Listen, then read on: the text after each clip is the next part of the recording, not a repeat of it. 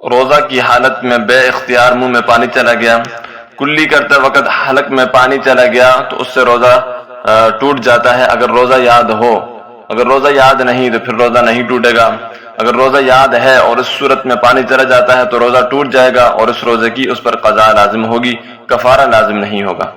اسی طرح کوئی شخص جان بوجھ کر کھانسی کرتا ہے، جان بوجھ کر کھانسی کرتا ہے اور اس سے کوئی چیز اس کے معدے سے نکل کر حلق کے اوپر والے حصے کی طرف آ جاتی ہے اور پھر واپس چلی جاتی ہے تو اس سے بھی روزہ ٹوٹ جائے گا۔ اور جو بلغم ہے، بلغم جو باہر آتا ہے وہ اس کے حکم میں نہیں ہے، بلغم کے باہر آنے سے روزہ نہیں ٹوٹتا۔ اسی طرح تھوک اور بلغم کے نکل جانے سے بھی روزہ نہیں ٹوٹتا، البتہ جو دانتوں سے خون آتا ہے یا مسوڑوں وغیرہ سے خون آتا ہے اور وہ خون تھوک میں مل جاتا ہے اور وہ تھوک آدمی نکل جاتا ہے تو اس سے روزہ ٹوٹ جاتا ہے۔ وہ اس صورت میں کہ وہ خون اس تھوک پر غالب ہو یا اس تھوک کے برابر ہو یا اس سے زیادہ ہو۔ اگر وہ تھوک سے کم ہے اور اس کا ذائقہ وغیرہ محسوس نہیں ہوتا پھر روزہ نہیں ٹوٹتا۔ اور اسی طرح کوئی شخص کوئی رنگین دھاگا یا کوئی کپڑا جو رنگین ہو اس کو منہ میں لے اور وہ اس کا رنگ جو ہے تھوک میں مل جائے اور اس تھوک کو نکل جائے تو اس سے بھی روزہ ٹوٹ جائے گا۔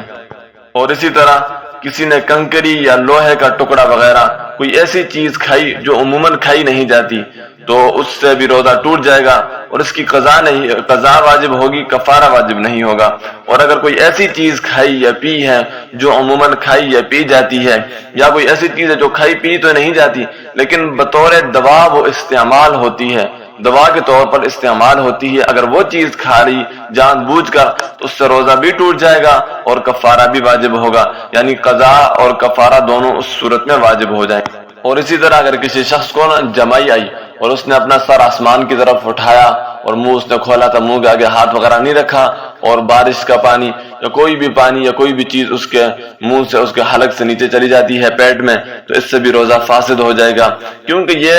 اس کو یاد ہے میرا روزہ ہے، یہ غلطی سے جا رہا ہے اور بھول کر نہیں، اگر غلطی سے جا رہا ہو تو روزہ اس سے ٹوٹ جائے گا۔ اور اسی طرح ایک سوال یہ ہے کہ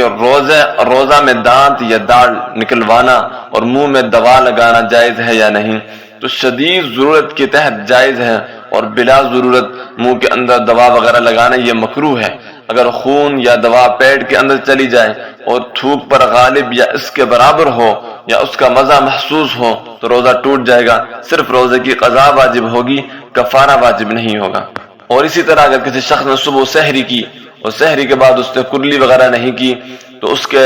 دانت کے اندر کوئی چیز باقی رہ گئی ہے کھانے کے ذرات وغیرہ میں سے، تو اگر اس کی مقدار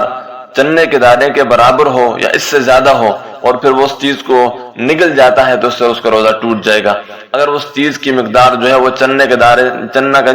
کے دانے سے کم ہے تو اس صورت کے اندر پھر اس کا روزہ نہیں ٹوٹے گا۔